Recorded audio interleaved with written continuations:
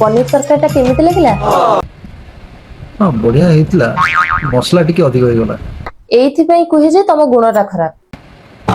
घंटा घंटा धरी रोसे करे ठियाई तम पई भलो भलो आइटम रोसे करी देबी मु आ तमे ताको 2 मिनिट रे जज कर दबो। कना लूण हेलानी मसला हेलानी एया। हाँ जोटा सत कथा मु सेटा कहली। दिन सारा गोटे लेडीज घर ओळेबाठु नै परिबा कटाठु नै रोसे करबा जाय तापरे बासन मजाठु नै लुगापटा सफा करबाठु नै टोटल घर काम करबा जाय ता अवस्थाटा कोन होतबो तमे बुझी परछ? अरे सुनो गोटे घरटा को सुंदर गोटे स्त्री लोक ही सजेई था पुटलंगर कोन अछि?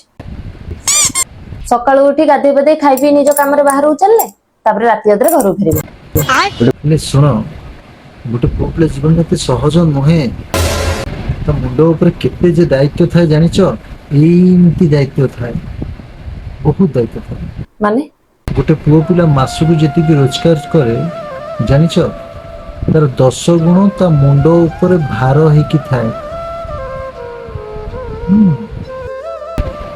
मास आरंभ रे जेतिकी पैसा से पाई थाए मासर 10 तारिख बेलू को टंकाटिए भी न थाए ता पाखरे जानिच केमिति सिचुएशन होई गोटे पुओ पिलार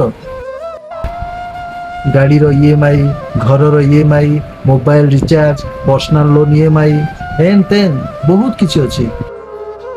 स्त्री पई या दरकार छुआ पई सेया दरकार बापा मां पई मेडिसिन दरकार ए सब कला बेलू को ना से शांति टिके खाई पारे ना रात्रि टिके सोई पारे किछि नहीं केवल भोकरू टिके बंचिबा पाई से 3 मुठा खाए बस।